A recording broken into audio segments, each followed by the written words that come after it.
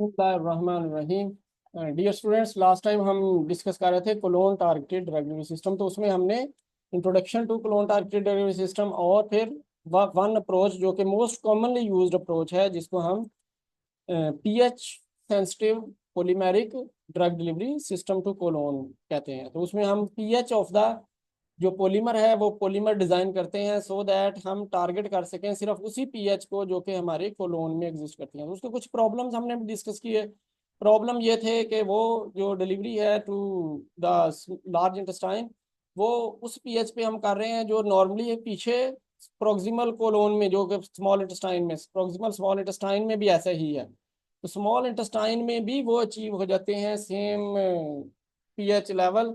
तो इसलिए वो वहां पे भी ड्रग रिलीज करने के कैपेबल होते हैं। तो हमने उस प्रॉब्लम को सॉल्व करने के लिए हमने फिर एक सेकंड अप्रोच भी जो है वो इंट्रोड्यूस की हुई है। वो सेकंड अप्रोच जो है वो time controlled release drug delivery system कहलाती है। तो आज हम बात करेंगे इससे रेलिवेंट टाइम कंट्रोल और दूसरी, क्योंकि इसमें भी प्रॉब्लम है तो फिर हम क्या इसके सोल्यूशन लेके आते हैं जिससे हम बेटर कंट्रोल कर सकते हैं ड्रग को एट द कोलोनिक लेवल, या हम डिजीज साइट के ऊपर कंट्रोल कर सकते हैं।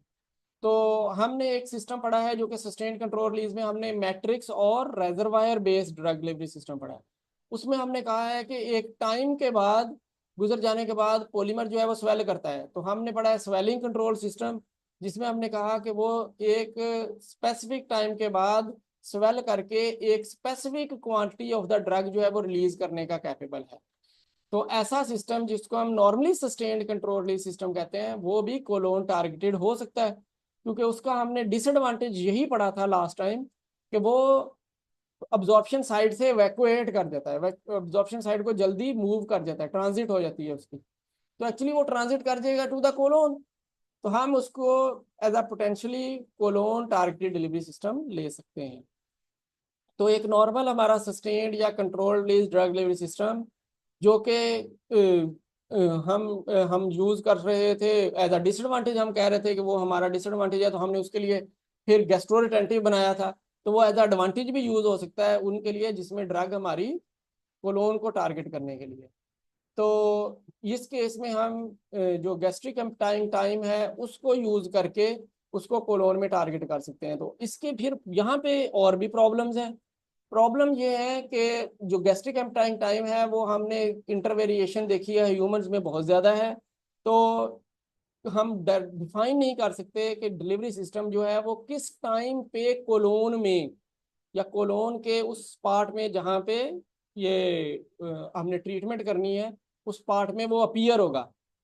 तो ये क्योंकि प्रिडिक्ट नहीं किया जा सकता है, तो कोलोनिक अवेलेबिलिटी प्रॉपरली प्रिडिक्ट नहीं की जा सकती। सेकेंडली, जो डिजीजेज जिनके लिए हम देते हैं ये डिलीवरी सिस्टम, वो डिजीजेज ऐसी हैं जिनमें ट्रांजिट जो कोलोन में से है वो एक्सेलरेट कर जाता है, यानी कि वो तेज हो जाता है, डायरिया जैसे होता है, तो डायरियल कंडीशन एग्जिस्ट करती है। तो चाहे डिजीज आईबीडी है, चाहे अल्सरेटिव कोलाइटिस है, या कार्सिनॉइड सिंड्रोम है, इन सब में डायरियल कंडीशन एग्जिस्ट करती है। तो डायरियल कंडीशन में हमने ये पढ़ा हुआ है कि डायरियल कंडीशन में जो मूवमेंट ऑफ कंटेंट्स हैं उनकी स्पीड जो है वो बहुत ज़्यादा बढ़ जाती है। तो वो ज़्यादा स्पीड बढ़ जाने से उनका ट्रांजिट जल्दी हो जाता है from large intestine into sigmoid colon. तो ये जो स्पीडी ट्रांजिट है ये भी टाइम नहीं देता उस ड्रग को रिलीज होने के लिए। तो ये उसका एक बड़ा डिसएडवांटेज होना शुरू होता है। तो हमारे सिस्टम का एडवांटेज ये है, जो डिलेड या टाइम कंट्रोल्ड रिलीज सिस्टम है उसका एडवांटेज ये है कि हम इसको बना सकते हैं ऐसे कि वो जाके कि को इतने टाइम में रिलीज करना है तो वो 2 घंटे इधर स्टमक में हो गया और 2 घंटे वो स्मॉल इंटेस्टाइन में, तो 4 घंटे जो ड्रग रिलीज हुई वो स्टमक और स्मॉल इंटेस्टाइन में हुई। बाकी जो उसमें से 24 आवर्स की रिलीज है या वो 18 आवर्स की रिलीज है या 12 आवर्स की रिलीज है, उसमें से 12 आवर्स में से 8 आवर्स जो है वो लार्ज इंटेस्टाइन में जाकर रिलीज करेगा। तो ये इसका एडवांटेज है। डिसएडवांटेज ये है कि वो क्योंकि ट्रांजिट कर जाता है जल्दी इन द डिजीजेज जिस डिजीज के लिए हमने वो सिस्टम देना है। तो इसका एक सोल्यूशन ये है कि हम ऐसा सिस्टम बनाएं जो पीएच और टाइम रिलीज फंक्शन दोनों के ऊपर कॉन्स्टिट्यूट कर रहा हो। तो वो पीएच के ऊपर जाके एक्टिवेट करे और फिर वो time release drug delivery system बन जाए। तो वो टाइम के साथ ड्रग रिलीज करना शुरू हो जाए, यानी कि वो सिर्फ पीएच के ऊपर जाके सारी ड्रग रिलीज ना कर दे, वो एक टाइम डिपेंडेंट रिलीज देना शुरू हो जाए। तो इससे आप जरा टारगेटिंग बेहतर कर सकते हैं, इंप्रूव कर सकते हैं। कैसे? फॉर एग्जांपल वो पीएच सेंसिटिव है तो वो जाके सेंसिटाइज होगा या तो प्रोक्सिमल स्मॉल इंटेस्टाइन में, या फिर वो जाके सीधा लार्ज इंटेस्टाइन में ही एक्टिवेट होगा। तो वो जो लॉस स्टमक का या स्मॉल इंटेस्टाइन के 2-4 घंटे का था, वो कम होके वो 1 घंटे तक रह जाएगा। 1 घंटे का जो उसकी एक्टिवेशन है वो रह जाएगी। तो उसका मतलब है हमने तकरीबन 12 में से 11 घंटे उसको कोलोन में हम ले गए हैं। तो उसके बाद ट्रांजिट टाइम ऑफ डोजेफॉर्म जो स्मॉल इंटेस्टाइन का है वो बहुत थोड़ा होता है, तो इसलिए वो जल्दी से रीच कर जाएगा इनटू द कोलोन पार्ट। तो जो फिर हम इस तरह के टाइम रिलीज कोटेड टैबलेट बनाते हैं, उनको हम एंटेरिक कोटेड भी बनाते हैं। तो एंटेरिक इनको कहलाता है, ईटीपी टैबलेट्स कहलाती हैं, यानी कि enteric coated time release press coated tablets. तो ये एक्चुअली 2 या 3 कंपोनेंट्स की होगी, यानी कि बाय लेयर होगी या ट्रिपल लेयर ट्राई लेयर होगी। तो बाय लेयर टैबलेट बन सकती है या ट्राई लेयर टैबलेट बन सकती है। तो ये नॉर्मली अगर हम कहें तो ये बनेगी 3 लेयर्स वाली, 3 कंपोनेंट्स वाली। उनमें एक ड्रग कंटेनिंग कोर होगा, उस कोर में आपने कोर की टैबलेट बना देनी है जो सिर्फ ड्रग की और उसके साथ कोई बाइंडर ऐड करके और उसकी प्रॉपर्टीज की एक बना देनी। ये हम बनाने लगे हैं रेजरवायर सिस्टम। तो वो 3 कंपोनेंट्स का बनेगा। तो एक वो ड्रग कोर है, टैबलेट है, जो कि जब अपीयर होना शुरू हो जाएगी, जैसे ही वो सामने आएगी तो वो सारी की सारी ड्रग रिलीज कर देगी। फिर एक उसके ऊपर कोट किया हुआ है हमने, या एक लेयर वो बनी हुई है, और एक लेयर जो हमने बनाई हुई है वो आपकी मैट्रिक्स की लेयर है, जिसमें पॉलीमर और ड्रग का मैट्रिक्स बनाया हुआ है। अलोन ड्रग, पॉलीमर और ड्रग का मैट्रिक्स सेकंड लेयर, और फिर एक थर्ड लेयर जो कि टाइम रिलीज है, वो एसिड रेजिस्टेंस यानी कि एंटारी कोटेड लेयर है। तो वो सारी लेयर हमने उसके दोनों के ऊपर की हुई है। तीसरी जो है वो लेयर एक एंटारी कोटेड हमने उन दोनों लेयर्स के ऊपर, जो कि एक इमीडिएट रिलीज लेयर है और एक आपकी सस्टेन्ड रिलीज लेयर है, या स्वेलेबल हाइड्रोफोबिक पॉलीमर लेयर है। जैसे फॉर एग्जांपल हम सेलुलोज डेरिवेटिव लेते हैं तो हाइड्रोक्सी प्रोपाइल सेलुलोज की लेयर बनाई जा सकती है जो कि टाइम रिलीज होती है। हाइड्रोक्सी इथाइल सेलुलोज की लेयर बनाई जा सकती है, वो भी टाइम रिलीज होती है। तो उनको हम यूज कर सकते हैं वो इस पर्पस के लिए। और फिर हम उसके ऊपर एक कोट कर देंगे, बाइलेयर के ऊपर एक तीसरा कंपोनेंट लगा देंगे, वो तीसरा कोट कर देंगे दोनों के ऊपर। वो एसिड रेजिस्टेंट कोट है, यानी कि जैसे हमने कहा उसको एंटेरिक कोट। तो एंटेरिक कोटिंग हम शेलिक से कर सकते हैं, एंटेरिक कोटिंग हम पैथालेट सॉल्ट से कर सकते हैं। तो पैथालेट्स जो हैं वो क्योंकि हमारे स्टमक के अंदर डिजोल्व नहीं होते, या वो स्टमक के अंदर हमारे किसी भी तरह से स्वेलेबल कैटेगरी में नहीं होते। तो टैबलेट जो है फिर उसकी कैपेबिलिटी नहीं है, अगर उसके ऊपर एंटेरिकोट है उसकी कैपेबिलिटी नहीं है कि वो स्टमक में रिलीज करेगी, तो वो एसिड रेजिस्टेंस हो जाएगी। तो उसको कहेंगे हम, ये डिलीवरी सिस्टम जो है वो gastro resistant drug delivery system बन गया है। तो वो acid resistant outer enteric coating provide करेगी। फिर जैसे ही वो कोलोन में आ जाएगी, कोलोन में आने के बाद वो एंटेरिक कोटिंग जो है वो डिजोल्व होना शुरू हो जाएगी, रैपिडली डिजोल्व हो जाएगी, क्योंकि वो इस पीएच के ऊपर सॉल्युबल है। जो पीएच हमारी 6.6 से लेके 7 तक, 7.4 तक है, इसमें वो सॉल्युबल है। तो जो स्मॉल इंटेस्टाइन का पार्ट है वो उसको डिजोल्व करने में लग जाएगा, उतना टाइम वो इसको डिजोल्व करेगा। तो जैसे ही वो सीकम तक रीच करेगी टैबलेट, तो कोर टैबलेट जो है वो, क्योंकि उसके ऊपर कोई पॉलीमेरिक कोट नहीं रह जाएगा, तो वो कोर टैबलेट जो ड्रग है वो इमीडिएटली एक फर्स्ट डोज रिलीज हो जाएगी, जिसको ऑस्मोटिक प्रेशर से रीच करा दिया जाएगा टू द पार्ट जहाँ पे आपने उसको डिलीवर करना है। और दूसरी जो है वो टाइम रिलीज है। तो वो पहला तो वो बिल्ड करेगी उसकी कंसंट्रेशन, और टाइम रिलीज जो है वो फिर एक टाइम के बाद ड्रग रिलीज करती जाएगी, और वो चलती जाएगी और ड्रग रिलीज करती जाएगी। वो उसका जो थेरापेटिक इंडेक्स है in the cells, local cells, उसका थेरापेटिक इंडेक्स वहां पे मेंटेन करने की कैपेबिलिटी रखेगी।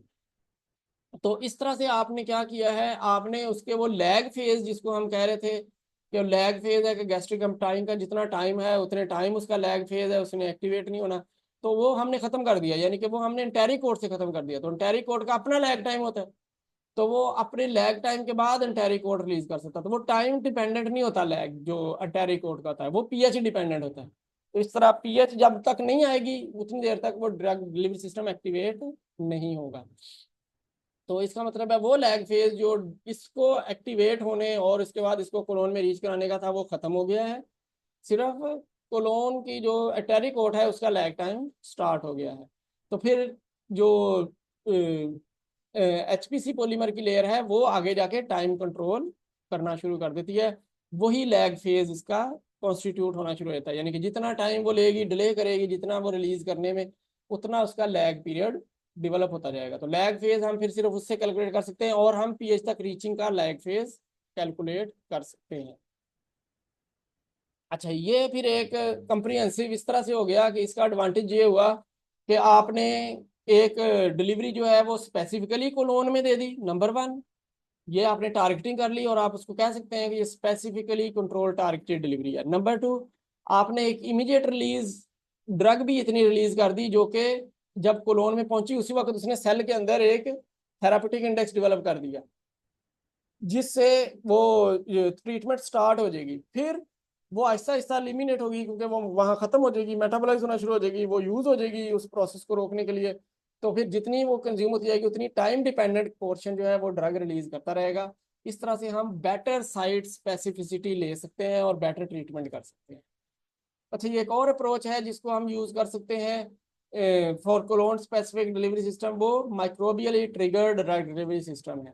तो माइक्रोबियली ट्रिगर्ड से मुराद है कि जो अब माइक्रो ऑर्गेनिज्म अवेलेबल होगा, सिर्फ उस वक्त उस माइक्रो ऑर्गेनिज्म की प्रेजेंस में वो पोलीमेरिक कोट डिग्रेड करेगा और वो ड्रग को अवेलेबल करेगा जो ड्रग उसके अंदर पैक की हुई है। तो ये हम स्पेसिफिकली उस माइक्रो ऑर्गेनिज्म का डिजोल्विंग कोट लगा सकते हैं जिसके अगेंस्ट हमने ये डिलीवरी देनी है। तो ये बहुत ही specific type of delivery system बन जाएगा। तो ये सिर्फ उस माइक्रो ऑर्गेनिज्म के ऊपर जाके ड्रग रिलीज कर देगा। तो ये हमें आइडिया इसलिए आया क्योंकि माइक्रोबियल फ्लोरा हमने पढ़ा है वो कोलोन में इन द रेंज ऑफ 1010 से लेके उसकी जो कॉलोनी फॉर्मिंग रेंज है वो 1000 तक कॉलोनी फॉर्मिंग यूनिट पर एमएल बन सकते हैं। और उसमें ज़्यादातर एनएरोबिक बैक्टीरियाज हैं, जैसे बैक्टीरियोइड्स हैं, बेफिडो बैक्टीरियाज हैं, यू बैक्टीरिया हैं, क्लोस्ट्रीडिया हैं, एंटेरोकोकाई हैं, एंटेरोबैक्टीरिया हैं या रुइमोनोकोकस हैं। ये सारे के सारे आपके एनएरोबिक बैक्टीरिया हैं। तो ये एनएरोबिक बैक्टीरिया होने की वजह से ये फर्मेंटेशन का प्रोसेस करते हैं। तो ये फर्मेंट करते हैं, ऑक्सीडाइज नहीं होते क्योंकि ऑक्सीजन के बगैर काम करते हैं। तो ये फर्मेंट करते हैं। तो फर्मेंटेशन के लिए ये different types of enzymes secrete करते हैं। वो इंजाइम्स जो है वो सबस्ट्रेट्स के तौर पे वर्क करते हैं। सबस्ट्रेट्स वो उस इंजाइम को के प्रेजेंस से उसको फर्मेंट करके तो इनके लिए डाइट प्रोड्यूस करता है। तो अगर हम कहें कि ये जो सबस्ट्रेट्स सिक्रीट करते हैं उस डाइट को डिसॉल्व करने के लिए, वो वेरियस टाइप्स के सबस्ट्रेट सिक्रीट करते हैं। वो जो है कैपेबल होते हैं कि वो डाइजेस्ट कर सकें, वो उनको इस कैपेबल कर सकें कि वो डाइजेस्टेबल हो जाए, जो हमारी पॉलीसेक्राइड्स हैं। तो पॉलीसेक्राइड्स को ये डाइजेस्ट करने की कैपेबल होते हैं। तो नॉर्मली पॉलीसेक्राइड पीएच के ऊपर डाइजेस्ट नहीं हो सकता। पीएच के ऊपर वो जो पॉलीसेक्राइड्स है वो पीएच के ऊपर डिसॉल्व होने का कैपेबल नहीं होता। तो ये इंजाइम माइक्रोफ्लोरा यूज किया जाता है होता है जो कि उसको फिर मेटाबोलाइज करने का कैपेबल होता है या डाइजेस्ट करने का कैपेबल होता है। तो अगर हम कहें कि वो कौन कौन से ऐसे प्रिकर्सर्स हैं या कौन कौन से ऐसे सबस्ट्रेट्स हैं जो ये माइक्रो ऑर्गेनिजम्स क्रिएट कर रहे हैं, उनमें मोस्ट कॉमनली जो वास्ट नंबर ऑफ इंजाइम्स हैं, वो इंजाइम्स में से कुछ इंजाइम आपको बताते हैं। उनमें ग्लूकुरोनाइडेज इंजाइम है, जाइलोसाइडेज इंजाइम्स हैं, तो अरेबिनोसाइडेज इंजाइम है, ऐसी एजो रिडक्टेज इंजाइम है, डी अमाइनेज इंजाइम है, नाइट्रो रिडक्टेज इंजाइम है, इस तरह यूरिया हाइड्रोक्सिलेज इंजाइम है या ग्लैक्टोसाइडेज है। तो ये कॉमन इंजाइम्स जो है वो एलिमिनेट किए जाते हैं। तो नाइट्रोजन कंपाउंड जो हैं यानी कि अमाइनो एसिड्स वो नाइट्रो रिडक्टेज से डिग्रेड किए जा सकते हैं। एजो रिडक्टेज जिनमें एजो बॉन्ड्स हैं, सल्फर लिंकेजेस हैं, वो उनको एजो रिडक्टेज इंजाइम यहाँ पे होते हैं, वो उनसे उनको ब्रेक किया जा सकता है। अमाइन डी अमाइनेज हैं तो अमाइन जो अमाइन लिंकेजेस होती हैं उनको भी ब्रेक किया जा सकता है। तो ये इंजाइम्स यहाँ पे एग्जिस्ट करते हैं। तो अगर ऐसी डिलीवरी दे दी जाए जो ऐसे पॉलीमर से कोट कर दिया जाए जो इन इंजाइम से जाके डिग्रेड होने के कैपेबल है, तो फिर वो यहाँ पे जाके एक्टिवेट होगी। फिर वो पीछे पीएच पे एक्टिवेट नहीं हो जाएगी, वो टाइम से एक्टिवेट नहीं हो जाएगी, वो सिर्फ एक्टिवेट होगी जब वो बॉन्ड उनके दरमियान ब्रेक करेगा। बॉन्ड ब्रेक करेगा फिर ड्रग अवेलेबल होगी। तो जहाँ पे वो इंजाइम एग्जिस्ट करेगा सिर्फ उस जगह को आप स्पेसिफिकली टारगेट कर सकते हैं। तो जो एज अ समरी आप कहें कि प्रेजेंस ऑफ बायोडिग्रेडेबल इंजाइम जो है वो सिर्फ और सिर्फ कोलोन के किसी एक स्पेसिफिक पार्ट में एग्जिस्ट करते हैं। तो ऐसी डिलीवरी साइट स्पेसिफिक डिलीवरी हो जाएगी जिसमें सिर्फ वो डिलीवरी ने उस इंजाइम पे जब रीच करना है तो तब ही जाकर उसने डिग्रेड करना है। तो क्योंकि वो उससे कोलोन से पहले है ही नहीं, तो इसलिए वो कोलोन स्पेसिफिक डिलीवरी सिस्टम बना सकता है। अच्छा, तो ये सिस्टम फिर कैसे डिग्रेड करेगा, ड्रग रिलीज करेगा कि जब ये कोलोन में पहुंचेगा तो ये वहां पे इसकी माइक्रो ऑर्गेनिज्म से सेमाइलेशन हो, यानी कि इसकी ब्रेक डाउन होना शुरू हो जाएगी या इसकी डिग्रेडेशन होना शुरू हो जाएगी, या पॉलीमर की बैकबोन जो है वो मोनोमर्स में कन्वर्ट होना शुरू हो जाएगी, या पॉलीमर बहुत बड़ा पॉलीमर दो पॉलीमर पर अटैच किए होते हैं वो दो सेपरेट पॉलीमर हो जाएगा और उनमें पोर्स बनना शुरू हो जाएगी। तो ये उनका मालिकुलर वेट रिड्यूस कर देंगे और उसकी मैकेनिकल स्ट्रेंथ भी रिड्यूस कर देंगे, जिसकी वजह से पोरस सिस्टम बन जाएगा जिसको हम स्वेलेबल सिस्टम भी कहते हैं, और उसमें से इजीली ड्रग जो है वो बाहर मूव कर सकती है। और सिमिलरली अगर ऐसे बॉन्ड ब्रेक हो जाएं पॉलीमर के, तो पॉलीमर खुद सॉल्युबल होना शुरू होता है, यानी कि डिग्रेडेबल होना शुरू हो जाता है, तो वो बायोडिग्रेड करना शुरू हो जाएगा, तो जिससे उसमें से ड्रग जो है वो साइट के ऊपर रिलीज करवाई जा सकती है।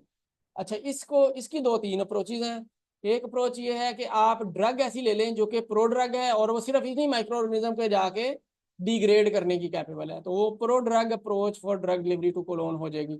और दूसरा, आप ऐसी पॉलीमर ले लें जो पॉलीमर में ऐसा बॉन्ड है जो कि इन्हीं के ऊपर जाके डिग्रेड कर सकता है। वो ओजो एजो बॉन्ड होता है, तो एजो रिडक्टेज से हम ब्रेक कर सकते हैं, तो एजो पॉलीमेरिक प्रो ड्रग बन जाएगी, तो पॉलीमर की प्रो ड्रग बन जाएगी। ऐसे ही कुछ ऐसी भी लीसा जा सकती हैं क्योंकि यहाँ पॉलीसेक्राइड को डिग्रेड करने के लिए इंजाइम्स एग्जिस्ट करते हैं, तो polysaccharide coated drug delivery system हो जाएगा। तो ये तीन अप्रोचेज यूज की जा सकती हैं, हम थोड़ा थोड़ा इनको डिस्कस कर लेते हैं। तो प्रो ड्रग वो होती है जिसको हम कहते हैं कि जब वो ओरली एडमिनिस्टर की जाती है तो वो बायोलॉजिकल कंडीशन में आने के बाद वो एक्टिव फॉर्म में कन्वर्ट होती है, ड्रग मालिक्यूल एक्टिव फॉर्म में कन्वर्ट होता है।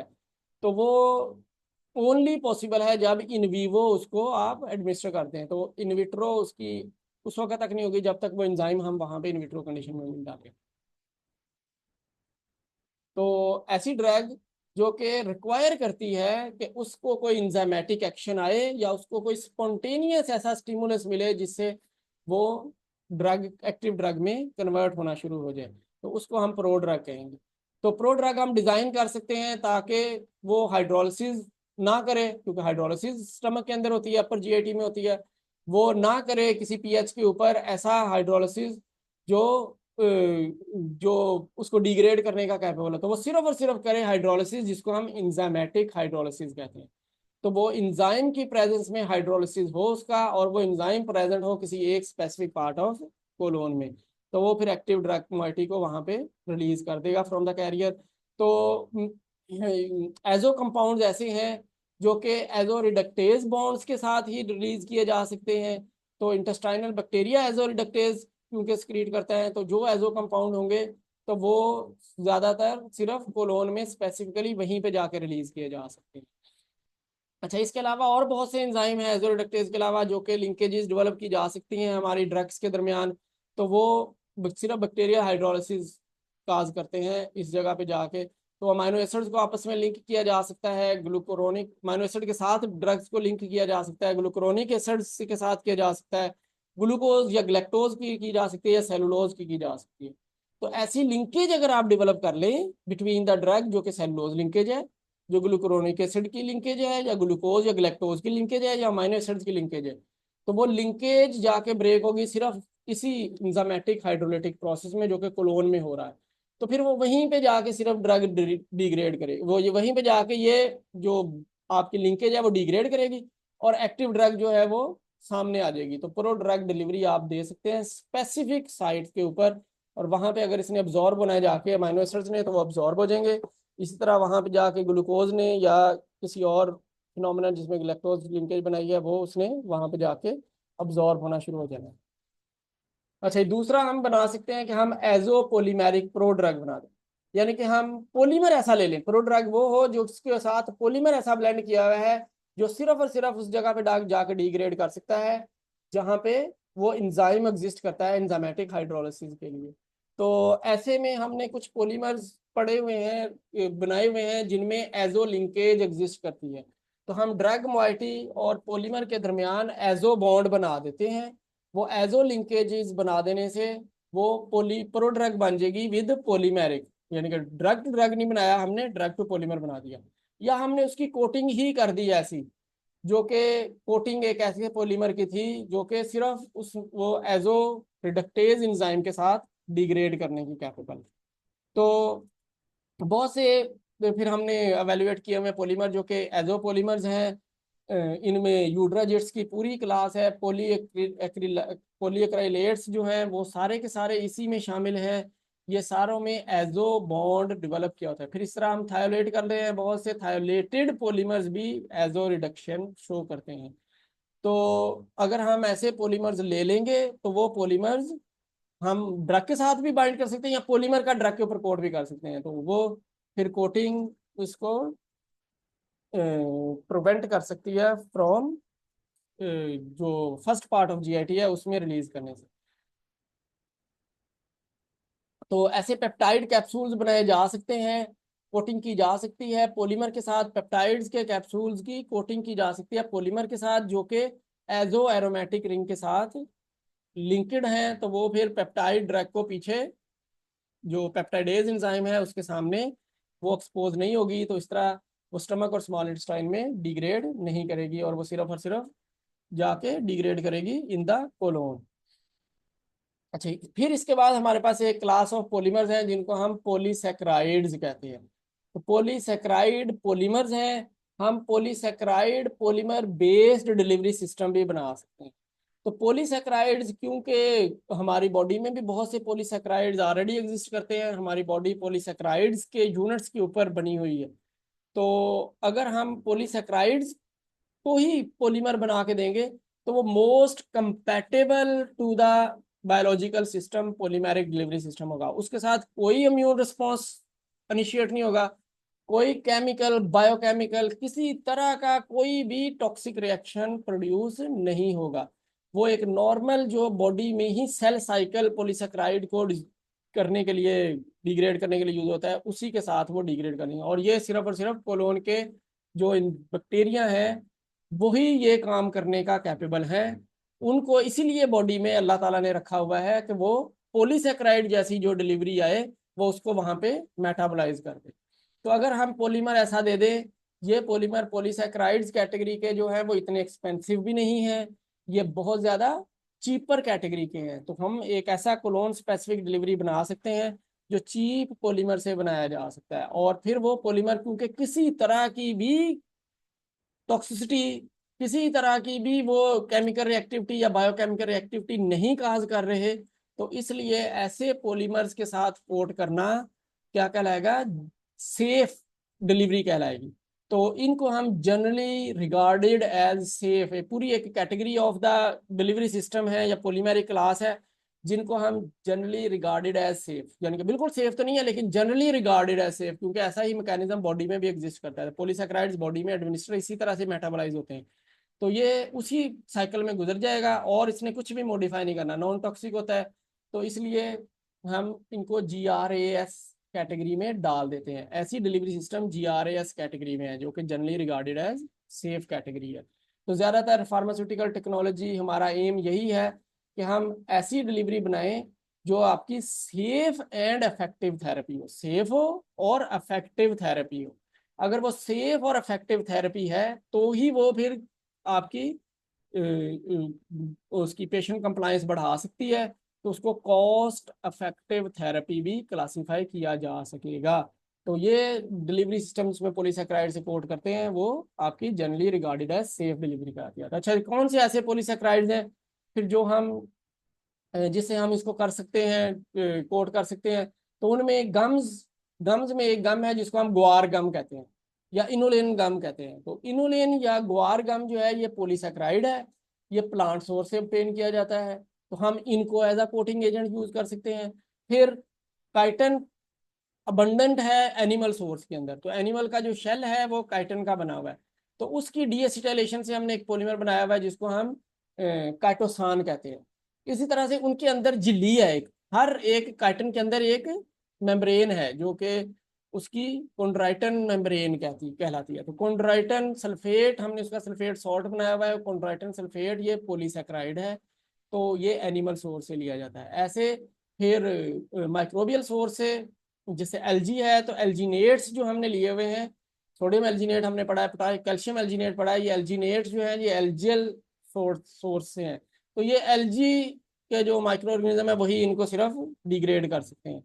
ऐसे ही कुछ माइक्रोबियल ओरिजिन से हमने लिए हुए हैं, जैसे डेक्स्ट्रान है, वो माइक्रोबियल ओरिजिन से लिया हुआ पॉलीसैकेराइड है, तो वो हम as a polysaccharide based drug system use कर सकते हैं। तो इस तरह के पॉलीमर अगर हम ले लें तो ये पॉलीमर पॉलीसैकेराइड्स कहलाएंगे, और इन पॉलीमर्स को ब्रेक किया जा सकता है फ्रॉम पॉलीसैकेराइड्स टू सिंपल सैकेराइड्स, और सिंपल सैकेराइड्स जो है वो ड्रग को होल्ड करने के कैपेबल फिर नहीं रहेंगे, वो फिर ड्रग को रिलीज कर देंगे, तो वो और सिंपल सैकेराइड जो है वो बॉडी से ऐसे ही अब्जॉर्ब करके डिग्रेड करके डाइजेस्ट करके एलिमिनेट भी कर दिए जाते हैं, एनर्जी सोर्स बना दिया जाता है और एलिमिनेट कर दिया जाता है। तो नॉर्मली काइटोसन कोटेड अगर पॉलीमर है आपका या डेक्स्ट्रॉन कोटेड आपका डिलीवरी सिस्टम है, वो कोलोन स्पेसिफिक डिलीवरी सिस्टम हो सकता है। वो स्वेलेबल भी हैं ये पॉलीमर एट लेस पीएच, क्योंकि एसिडिक पीएच पे सॉल्युबल होते हैं, तो ये गैस्ट्रो रिटेंटिव भी हो सकते हैं। लेकिन अगर आप इनके ऊपर एक एंटेरिक कोट लगा दें तो वो एंटेरिक कोट इनको गैस्ट्रो रिटेंटिव से बचा के ले जाएगा कोलोन में, और वहां पे फिर ये कोलोनिक माइक्रो ऑर्गेनिज्म की प्रेजेंस में पॉलीसैकेराइड जिस तरह मैकेनिज्म है 5.4 से 5.7 पीएच पे होता है ये मैकेनिज्म पॉलीसैकेराइड्स का, यानी कि 6 पीएच, राउंड अबाउट 6 पीएच के पास पास होता है। तो उस पीएच पे ये असेंडिंग कोलोन में ड्रग को रिलीज करने के कैपेबल होते हैं, तो हम सिस्टेमिक डिलीवरी इन्हीं पॉलीसैकेराइड बेस्ड डिलीवरी से दे सकते हैं। इस तरह हम लोकल डिलीवरी भी दे सकते हैं, क्योंकि यहाँ पे रिलीज करेगी तो अल्टीमेटली वो ट्रांसवर्स कोलोन और जो स्प्लेनिक फ्लेक्चर है उसकी तरफ मूव करना शुरू हो जाएगी डिजीज साइड की तरफ। अच्छा, ये एक हमारा पॉलीसैकेराइड बेस्ड डिलीवरी सिस्टम जो है ये न्यू अप्रोच है। तो फिर इसके अलावा भी कुछ न्यू अप्रोचेज हैं जो हम अलहदा टॉपिक में पढ़ेंगे। उनमें एक अप्रोच है जिसको हम pressure control drug delivery system कहते हैं, और एक जो कि ऑस्मोटिकली कंट्रोल्ड ड्रग डिलीवरी कहलाती है। तो ऑस्मोटिक कंट्रोल्ड भी हम पढ़ेंगे, अगला टॉपिक पूरा हमारा यही है, वही under the heading of pressure controlled drug delivery system भी होता है। तो प्रेशर कंट्रोल से मुराद है जो पेरिस्टाल्टिक वेव्स हैं वो मूव कराती हैं कंटेंट्स को, तो वो प्रेशर भी लगा रही होती हैं, तो वो प्रेशर जो है वो कोलोन्स तक मूव करता है, यानी कि सीकम तक चलता है। ये जो आपकी डिलीवरी होती है वो स्मॉल इंटेस्टाइन से सीकम तक जब जाती है, तो वो जो प्रेशर, एक तो पेरिस्टाल्टिक वेव थी उसके साथ जो प्रेशर होता है वो सीकम को ट्रांसफर कर देती है। तो जैसे हमारे हाइड्रोफोबिक पॉलीमर्स हैं, जैसे इथाइल सेलुलोज है, ये पॉलीमर क्योंकि हाइड्रोफोबिक है तो ये सॉल्युबल नहीं होता, डिजोल्व नहीं होता, डिजोल्व ना होने की वजह से ये भी कंटेंट्स का प्रेशर, क्योंकि टोनिसिटी बढ़ाना शुरू हो जाएगा, तो टोनिसिटी बढ़ने से प्रेशर बढ़ना शुरू हो जाएगा, तो वो उधर प्रेशर डेवलप हो जाएगा आपके कोलोन के अंदर। तो जैसे ही प्रेशर डेवलप होगा तो ये सेलुलोज, इथाइल सेलुलोज जो लिपोफिलिक है, ये इस प्रेशर में पोरस होना शुरू होता है, इस प्रेशर में ये ड्रग रिलीज करना शुरू होता है, यानी कि इस प्रेशर में इसकी डिसइंटीग्रेशन स्टार्ट हो जाएगी, ये डिस्ट्रीब्यूट होना शुरू हो जाएगा। तो डिसइंटीग्रेशन से फिर वो ड्रग उसमें से रिलीज कर देगी, और कितना टाइम लेगी ये डिपेंड करता है कि आपने पॉलीमर कितनी क्वांटिटी में यूज किया है। तो पॉलीमर की थिकनेस के ऊपर डिपेंड करता है, और साइज ऑफ द कैप्सूल के ऊपर भी डिपेंड करता है कि कितना साइज ऑफ कैप्सूल है जिसकी डिसइंटीग्रेशन रिक्वायर्ड है। ज्यादा बड़ा साइज है तो ज्यादा ज्यादा फोर्स रिक्वायर्ड होती है, ज्यादा प्रेशर रिक्वायर्ड होता है, तो वो साइज और डेंसिटी उसकी जितनी ज्यादा होगी उतना ही ज्यादा प्रेशर रिक्वायर्ड है। तो ये अब प्रेशर जो है वो सिर्फ सीकम में ही नहीं है, प्रेशर जो है वो ऊपर भी है। यहाँ ऑस्मोटिक प्रेशर शुरू हो जाता है जो ऊपर को कंटेंट्स को मूव करता है, और वहां से फिर सिलेक्टिवली रीअब्जॉर्प्शन होना शुरू हो जाती है वाटर की, तो या कुछ कंटेंट्स की जो वाटर सॉल्युबल कंटेंट्स होते हैं इन द असेंडिंग कोलोन। तो वो यहाँ पे प्रेशर और बढ़ा देते हैं। तो इस प्रेशर से जो इथाइल सेलुलोज कैप्सूल है वो लिक्विड स्टेट में आ जाता है, और जिससे वो डिग्रेड करने की कैपेबिलिटी रखता है और ड्रग को रिलीज करने की कैपेबिलिटी रखता है। तो ये लगता है जैसे ये डिजोल्व हो गया है, मेल्ट हो गया है। मेल्ट होके ये जैसे स्पॉजिटरी बेस के तौर पे वर्क कर रहा होता है, स्पॉजिटरी बेस बन जाता है, मेल्ट होके वहां पे डिलीवरी देने का कैपेबल होता है। ये ऑस्मोटिक डिलीवरी, ये हमारा अगला टॉपिक भी होगा, तो ये हम उसी में ज़्यादा डिस्कस करेंगे। तो ऑस्मोटिक डिलीवरी जो है उसमें उसका इंट्रोडक्शन यही है कि ऑस्मोटिक डिलीवरी, उसमें हम कुछ ऐसे एजेंट यूज़ करते हैं जो ऑस्मोटिक प्रेशर डेवलप कर सकते हैं। तो ऑस्मोटिक प्रेशर से ड्रग को वो एक एरिया से दूसरे एरिया में मूव करवा सकते हैं। तो वो ऐसे सोल्यूट्स को हम ऑस्मोजेंस कहते हैं। तो ऑस्मोजेन से बना हुआ अगर सिस्टम है हमारा, तो वो ऑस्मोटिक कंट्रोल ड्रग सिस्टम कहलाता है। तो इसमें हम एक सेमी परमिएबल मेम्ब्रेन भी यूज करते हैं। सेमी परमिएबल मेम्ब्रेन जो है वो वाटर को मूव कराने के लिए होती है इनसाइड द सिस्टम, जो कि फिर ऑस्मोटिकली एक्टिवेट होता है। तो कोटिंग जो है वो उनमें दो से एक से ज्यादा कंपार्टमेंट हो सकते हैं इसके अंदर। एक कंपार्टमेंट जिसमें ऑस्मोजन हो सकता है और एक कंपार्टमेंट जिसमें ड्रग डिलीवरी सिस्टम हो सकता है।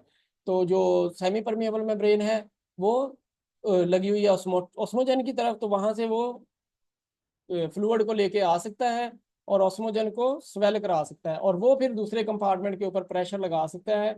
जो कंपार्टमेंट आपका ड्रग का कंपार्टमेंट है जिसमें एक होल किया हुआ है आपने, तो वहां से ड्रग एलिमिनेट होना शुरू हो जाएगी। तो ये ऐसा सिस्टम पुश एंड पुल बन सकता है कि पुल कर रहा है वो वाटर को इन द ऑस्मोजन, ऑस्मोजन जो है वो स्वेल होके बड़ा हो रहा है और वो पुश कर रहा है टू द ड्रग कंपार्टमेंट। तो ये push and pull system design किया जा सकता है, या इसके अलावा भी हम ये पढ़ेंगे डिटेल में जब ऑस्मोटिक कंट्रोल डिलीवरी सिस्टम करेंगे।